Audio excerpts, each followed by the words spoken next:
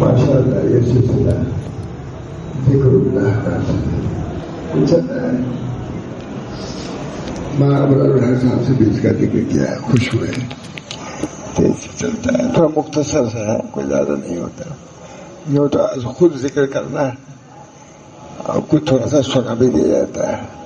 اللہ تعالیٰ اس کو جاری رکھے اور قبول بھی فرمائے.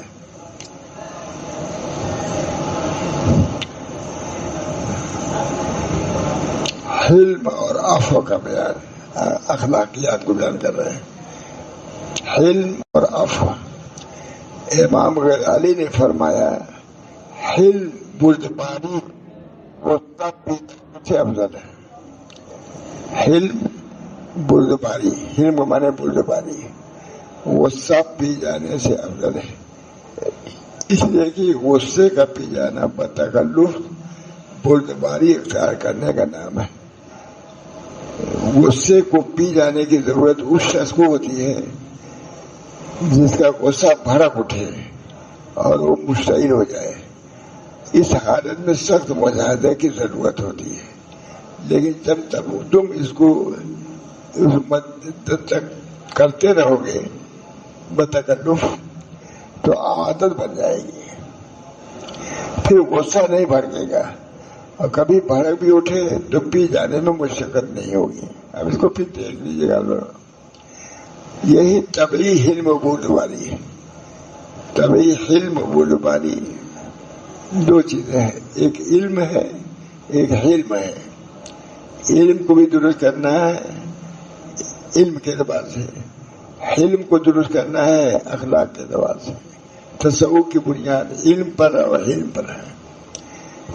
اس حالت میں سخت مجاہدے کی ضرورت ہے. جب تم اس کو ایک مدت تک کرو گے تو عادت بن جائے گی. غصے کو پی جانے کی عادت ڈالو گے, کچھ دیر کے بعد غصہ آئے گا نہیں. آئے گا تو معمولی محنت سے وہ راس ہو جائے گا, ٹھیک ہو جائے گا.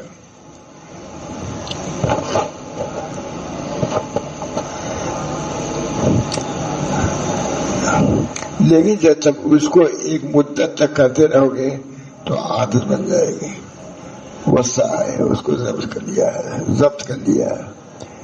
دقت ہوگی, پریشانی ہوگی, کلفت ہوگی, مگر جب کرتے رہو گے تو غصہ آسان ہو جائے گا. ہم نے تو بہت دیکھا ہے نا, حضرت کیا تھا, بہت اس کا معاملہ ہوتا تھا. غصے وغیرہ کا بیان زیادہ تر غصے کے لوگ آتے تھے, لیکن سب کو ضبط کی تلقین فرما دیتے ہیں, ضبط کرو فرما دے. اور اگر کبھی بھڑک بھی اٹھے تو پی جانے میں مشقت نہیں ہوتی. اگر عادت ڈالو گے تو غصے کو پی جانے میں, جیسے بہت سی کڑوی دوائیں ہیں, کچھ دن پیتے پیتے اس کی کڑواپن کو دور ہو جاتی ہے. اسی طریقے سے یہاں بھی ہے کہ برداشت کرنا, حلم کرنا, اختیار کرنا یہ معمولی چیز نہیں ہے. لیکن جب کرتے رہو گے انشاءاللہ, پہلے اضطراری ہوتا ہے, پھر بعد اللہ تعالیٰ اس کو بہت بات تھانے کے ملفوظات آپ دیکھیے تو اس کسی کو بہت سی باتیں ملتی ہیں. اور کبھی بھڑک بھی اٹھے تو بے جانے میں مشقت نہیں ہوگی.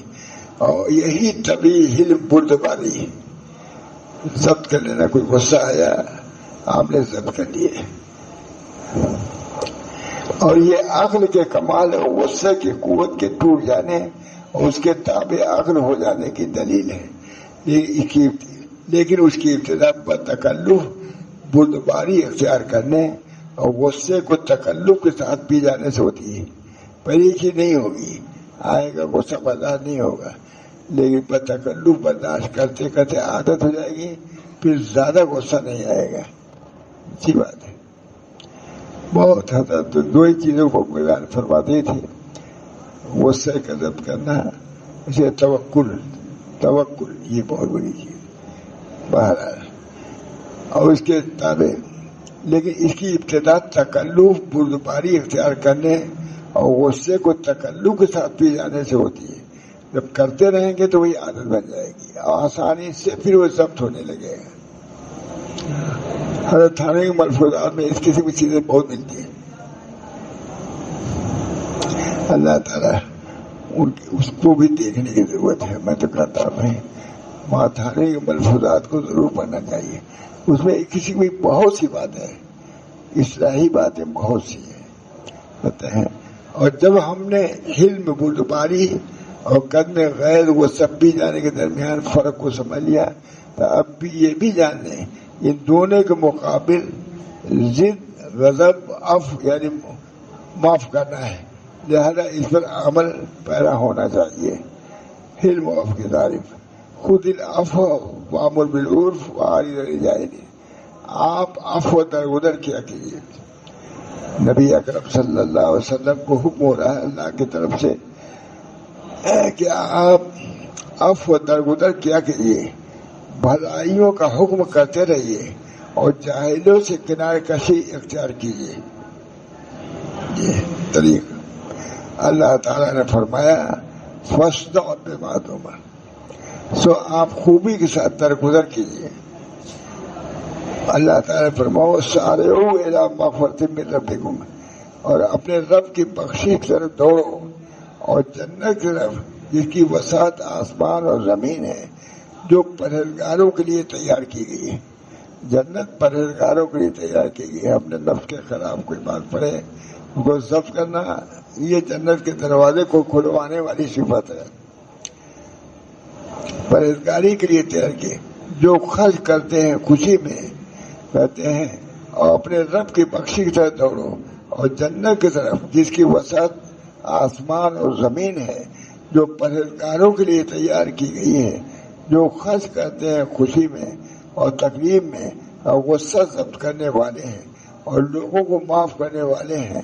اللہ نیکی کرنے والوں کو چاہتے ہیں. آیت کریمہ نے غصہ پی جانے کا ذکر کیا ہے، اور غصہ پینا حلم کا آغاز ہے. یہ حلم و بردباری کی مدح و تعریف بدرجہ اولا اس سے ثابت ہوئی. چنانچہ رسول اللہ صلی اللہ علیہ وسلم نے کسی کو ارشاد فرمایا بے شک تمہارے اندر دو خصلتیں ایسی ہیں جن کو اللہ تعالیٰ پسند کرتے ہیں، بردباری اور وقار و ختم کرت. بے شک تمہارے اندر دو خصلتیں ایسی ہیں جن کو اللہ تعالیٰ پسند کرتے ہیں، بردباری اور وقار و ختم کرت. بردباری حلم کو اللہ تعالیٰ پسند فرماتے ہیں. رسول اللہ صلی اللہ علیہ وسلم کے حلم اور عفو و درگزر کی چند مثالیں. اس عنوان کے تحت ہم نبی کریم صلی اللہ علیہ وسلم کی بردباری کی بعض مثالوں سے آگاہ ہوں گے، اس لیے کہ ان سب کا احاطہ کرنا ایک دشوار امر ہے. اس میں کوئی شک نہیں ہے کہ آپ صلی اللہ علیہ وسلم کی حیات مبارک ہر دن میں ایسا واقعہ پیش آتا تھا جس سے آپ کا حلم ظاہر ہوتا تھا. ہر دن ویسی نانوان ہے کہ نہیں. مثال ہم تو کہتے ہیں بہت عمدہ کتاب.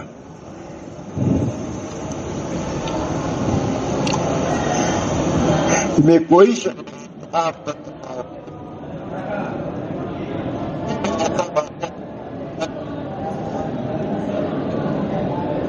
امام بخاری اور مسلم نے حضرت انس بن مالک سے تخریج کی. انہوں نے فرمایا میں نبی کریم صلی اللہ علیہ وسلم کے ساتھ چل رہا تھا. آپ پر ایک دھاری دار نجرانی چادر تھی جس کا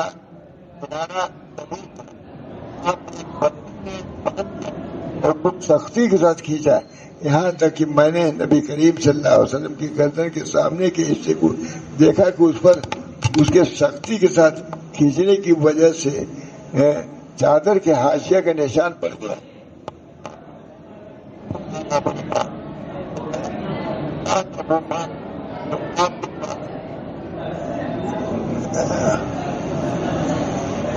اللہ کا وہ مال جو آپ پاس ہے مجھے دینے کا فرمان جاری کر دو. تو آپ صلی اللہ علیہ وسلم نے اس کی طرف متوجہ ہوئے اور ہنس دیے. پھر آپ صلی اللہ علیہ وسلم نے اسے حکم دے گا یہ تو برداشت کرتے تھے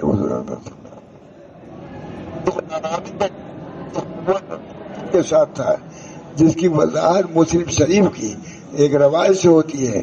چنانچہ مولوی شریف کی ایک روایت میں آتا ہے اس نے آپ صلی اللہ علیہ وسلم کو اپنی طرف ایسی شکتی تو کی تھا نبی کریم صلی اللہ علیہ وسلم اس کامیابی کے لیے اللہ کے پاس پہنچے.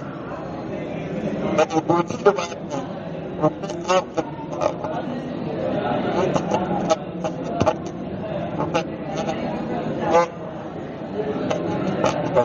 نشان تو باقی رہ گیا لیکن آدرش پر بھی. اس واقعے میں صورتحال کا تصور یہ ظاہر کر رہا ہے کہ آپ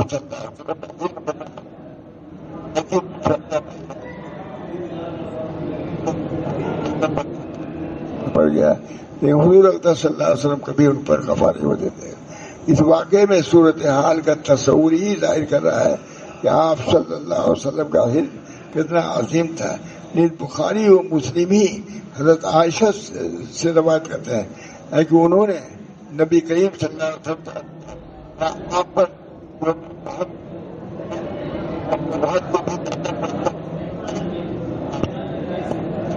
بے شک میں نے تمہاری قوم سے جو پایا وہ پایا ہے، یعنی ناقابل بیان سرگزشت پایا.